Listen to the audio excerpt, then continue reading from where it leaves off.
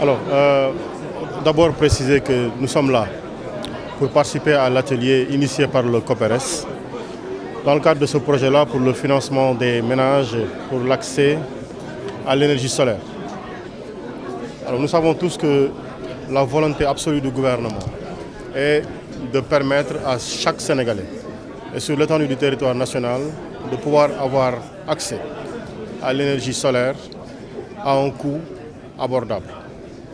Et cela, les acteurs privés sénégalais l'ont compris. Voilà pourquoi ils se sont positionnés en acteurs pilotes pour initier cette discussion et également donc, trouver les voies et moyens de permettre à tous les ménages d'avoir accès à l'énergie solaire. La question est importante parce que c'est une question qui met au centre des enjeux plusieurs acteurs. Il y a d'abord l'État, parce que celui qui procure le bien, qui donne l'accès au bien, doit naturellement être l'État.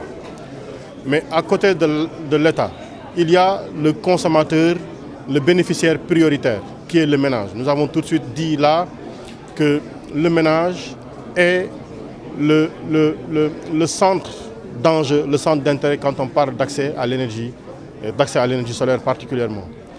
Il y a les partenaires, ceux-là qui sont les fournisseurs d'accès, et parmi lesquels on aurait pu parler de Senelec, mais surtout parler du privé national qui est en train de développer des projets dans le domaine, des idées dans le domaine. Mais il y a également la question cruciale de l'accès au financement. Et quand on parle de l'accès au financement, il y a tout de suite les banques et les établissements financiers à caractère bancaire qui interviennent dans ce terrain-là. Donc, c'est un écosystème où il y a plusieurs acteurs, où il se pose les questions fondamentales de comment faire pour qu'au soir, les ménages aient accès à l'énergie solaire à un coût acceptable, à un coût supportable pour eux. Et c'est entendu cela, c'est pour cette raison-là que nous avons nous-mêmes décidé de venir accompagner le COPERES, d'échanger avec les acteurs pour leur dire que l'État sera là en accompagnateur, en souteneur du projet, mais également en porteur du projet, pour que les Sénégalais puissent y avoir accès à ce coût-là, à ce coût abordable-là. Et aujourd'hui, les conclusions de la journée devront nous permettre de nous positionner en faisant, comme je l'ai dit tout à l'heure, une classification des bénéficiaires, en identifiant les risques, mais également en donnant à la banque des raisons suffisantes de pouvoir se mobiliser à travers les projets de financement. Beaucoup de projets ont été présentés ici, des opportunités sur l'accompagnement qu'il faudrait en faire. Et nous avons entendu tous les acteurs donner des idées.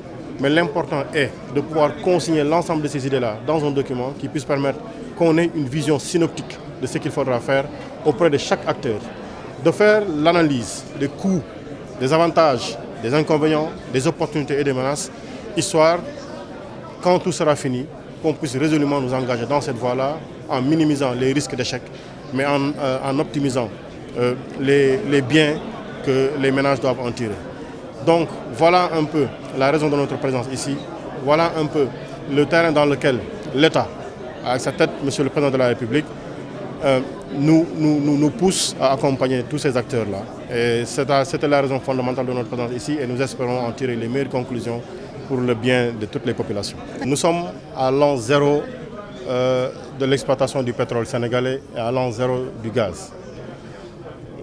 On ne peut pas dire comme les pays qui ont assumé un développement industriel aujourd'hui et qui sont à un niveau avancé de développement, de dire non, nous n'allons pas utiliser notre pétrole et notre gaz. Le pétrole et notre gaz n'est pas dans notre sous-sol pour qu'on y renonce.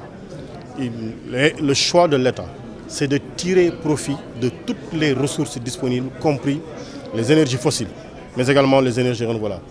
Et le Sénégal s'est positionné aujourd'hui en acteur primordial de la réalisation du mix énergétique. Vous savez, aujourd'hui, nous sommes à 30%.